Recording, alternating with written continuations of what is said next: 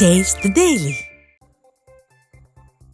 கன்னியாகுமரி மாவட்டம் நாகர்கோவில் சுற்றுவட்டார பகுதிகளில் 2 மணி நேரமாக பெய்த கனமழையால் வாகன ஓட்டிகளும் பொதுமக்களும் சிரமம் அடைந்தனர்.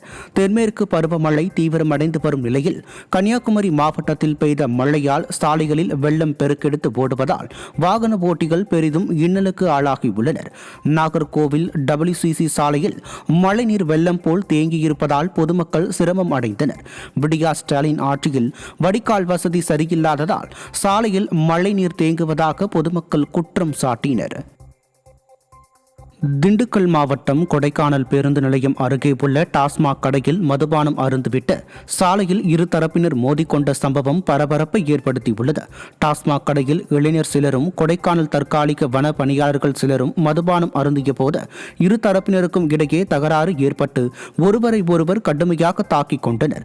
விடியா ஸ்டாலின் அரசு மக்கள் நடமாட்டம் மிகுந்த பகுதியில் உள்ள டாஸ்மாக் கடையை அகற்றாததன் காரணமாக குற்றங்கள் நிகழ்வதாக மக்கள் சாடியுள்ளனர்.